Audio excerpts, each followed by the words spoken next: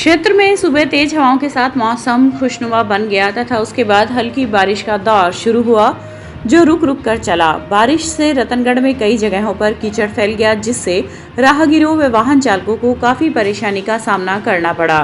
वहीं दोपहर बाद उमस भरी गर्मी का सामना करना पड़ा। खेती से जुड़े लोग साइक्लोन को लेकर काफी खुश थे कि तपन भरी गर्मी के बाद यदि अब बारिश होती है तो फसलों को काफी लाभ मिलेगा, लेकिन उन्हें बूंदाबांदी से ही संतुष्ट होना पड़ा। मौसम विभाग द्वारा दी गई चेतावनी के बाद प्रशासन भी अलर्ट था तथा सभी ब्लॉक स्तरीय अधिकारी उच्च अधिकारियों के निर्देश पर तैयारियों में जुट गए थे। मौसम विभाग के अनुसार एक दिन में 200 mm से अधिक बारिश हो सकती है। हालांकि सुखद बात यह रही कि चक्रवात में आने वाली तूफानी हवाओं की गति काफी कम हो चुकी है। क्षेत्र में लोग बिपरजोई का इंतजार करते रहे, लेकिन मौसम विभाग का दावा चूरू में समाचार लिखे जाने तक गलत ही साबित हुआ। तो जो तूफान का असर हमारे यहाँ कम दिखाई दे रहा है, लेकिन हमें सतर्क रहना चाहिए। जहाँ भी हुआ है नुकसान बहुत हुआ है तो उसको ध्यान में रखते हुए शासन की गाइडलाइन का ध्यान रखना चाहिए। सभी सतर्क रहे, सावधान रहे, ध्यान रखें। चूरू स्थित विधायक निवास पर आज नेता प्रतिपक्ष राजेंद्र राठौड़ ने विधानसभा क्षेत्र के मतदाताओं के साथ जन सुनवाई की। राठौड़ ने कहा कि राजकीय अस्पताल कांग्रेस के राज में नरक बना हुआ पड़ा है।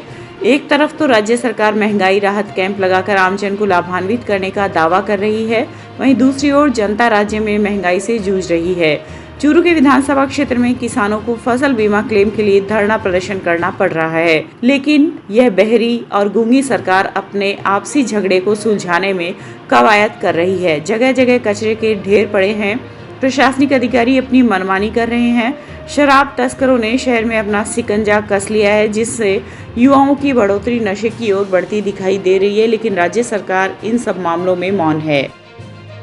जब भी आते हैं लोग मिलते हैं, अपने लोग हैं, मिलते रहते हैं।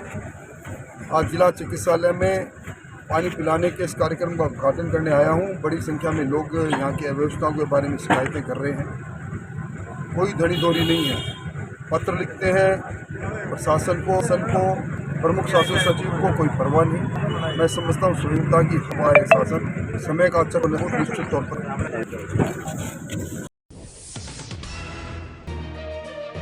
चूरू के राजकीय डीबी अस्पताल में आज नेता प्रतिपक्ष राजेंद्र राठौड़ की प्रेरणा से कोई भूखा न सोए, कोई प्यासा न रहे मिशन जल के तहत भाजपा जिला व्यापार प्रकोष्ठ की ओर से मरीजों व मरीजों के साथ आने वालों के लिए की गई शीतल पेयजल की व्यवस्था का शुभारंभ फीता काटकर किया गया।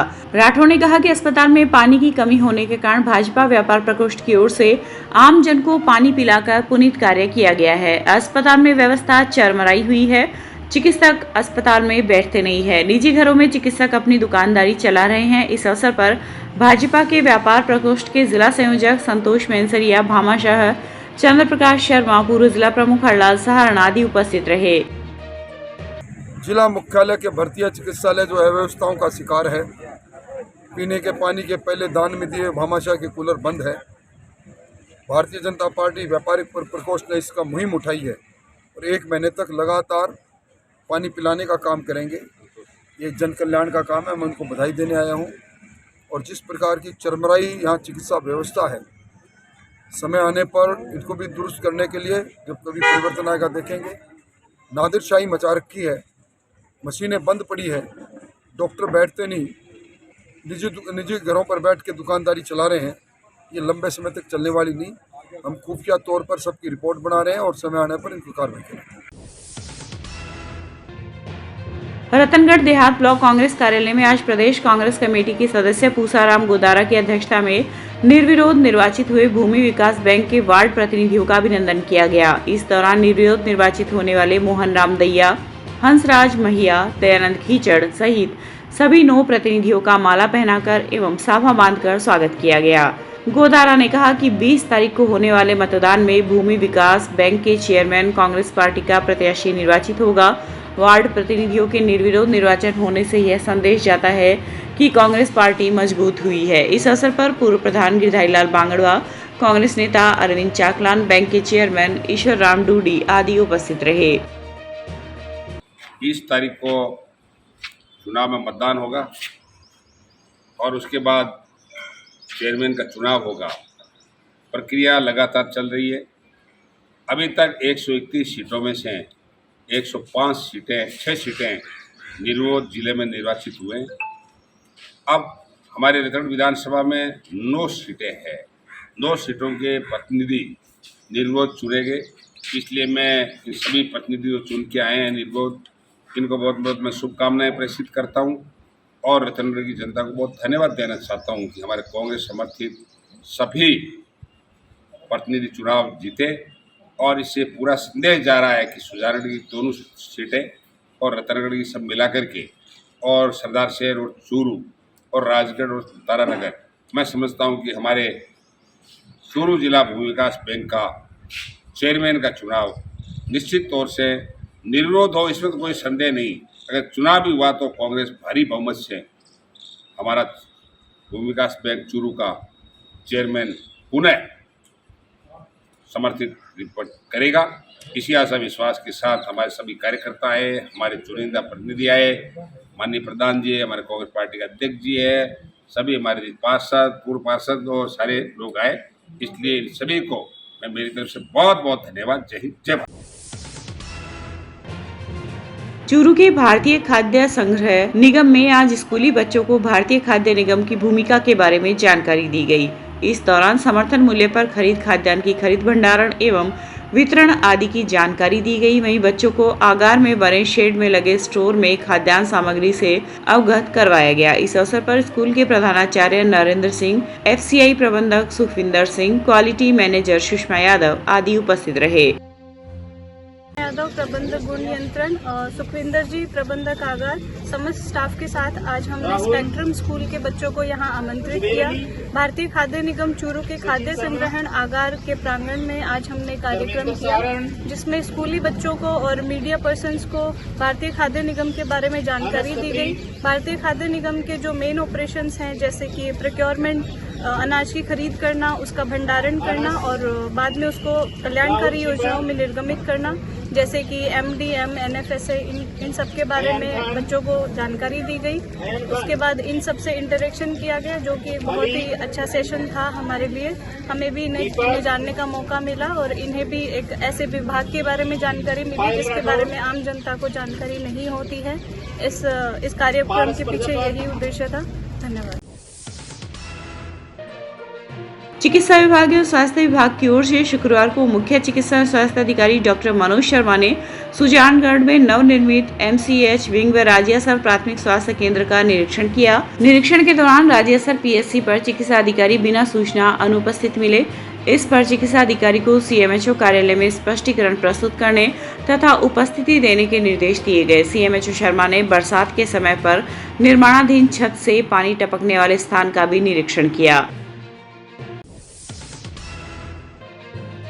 राजस्थान राज्य विधिक सेवा प्राधिकरण जयपुर के निर्देशानुसार शुक्रवार को जिला विधिक सेवा प्राधिकरण अध्यक्ष तथा जिला विशेषण न्यायाधीश रविंद्र कुमार के निर्देशन में जिला विधिक सेवा प्राधिकरण सचिव प्रमोद बंसल ने विधिक चेतना समिति की द्वितीय त्रैमास 2023 की मीटिंग का आयोजन किया। सचिव प्रमोद बंसल ने बैठक के दौरान सदस्य गणों के साथ विचार विमर्श करते हुए एक्शन प्लान 2023-24 के तहत 1 जून से 30 जून तक व 1 नवंबर से 31 नवंबर 2023 तक चलने वाले विशेष बाल विवाह निषेध अभियान एवं जून माह में चलाए जा रहे बाल श्रम निषेध अभियान तथा जून व जुलाई 2023 में चलाए जाने वाले पर्यावरण संरक्षण व वृक्षारोपण अभियान के संबंध में विचार विमर्श किया।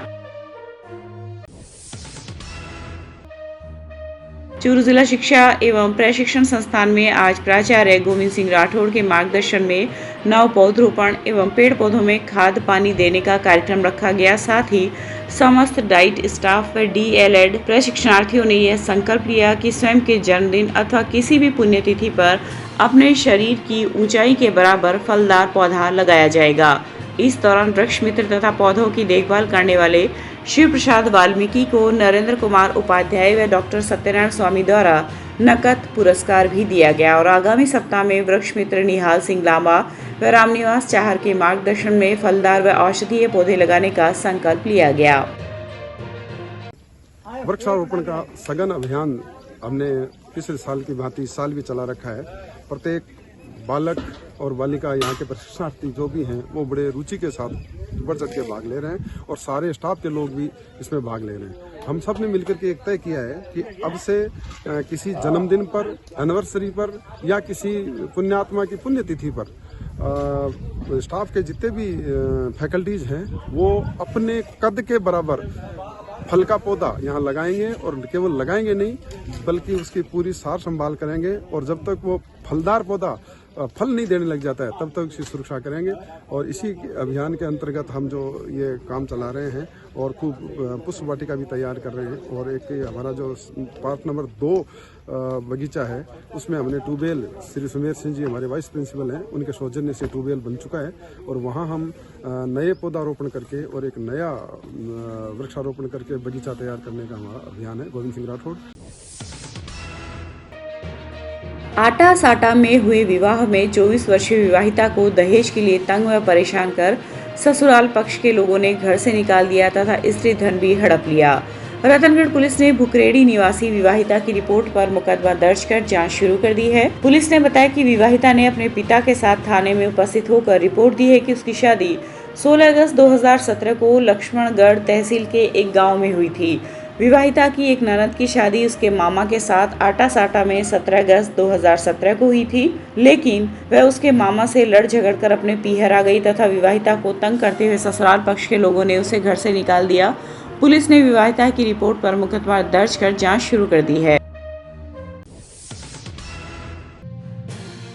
चूरू के शांति नगर में मारपीट मामले को लेकर शेखावत कॉलोनी निवासी पीड़ित श्रवण कुमार ने बताया है कि उसके लेबर व मिस्त्री भवन निर्माण का कार्य कर रहे थे। जब वह सुबह साइट देखने गया तब वहां पर पास में काम करने वाला अन्य मिस्त्री व उसके साथ काम करने वाला लेबर वहां आकर बात करने लगे। इस दौरान किसी बात को लेकर उनके बीच में बहस हो गई और बहस मारपीट में बदल गई, जिसमें श्रवण कुमार को चोट लग गई। चोटिल को राजकीय भर्ती अस्पताल लाया गया, जहां पर उसका उपचार जारी है। पर खड़ा था, काम कर रहा था, वहाँ मुझे 4-5 व्यक्ति आए और मुझे मार के चले गए। और ये मामला मैं पुलिस केस के अंदर मामले दर्ज करवा चुका हूँ। ये मैं काम कर रहा था, मेरी साइड पर खड़ा था और मेरे पास कोई मिस्त्री आया, मैं बोला उसको तू तेरी साइड पर जा, तो उसके वो लेबर आके मेरे को मारपीट करने लगे।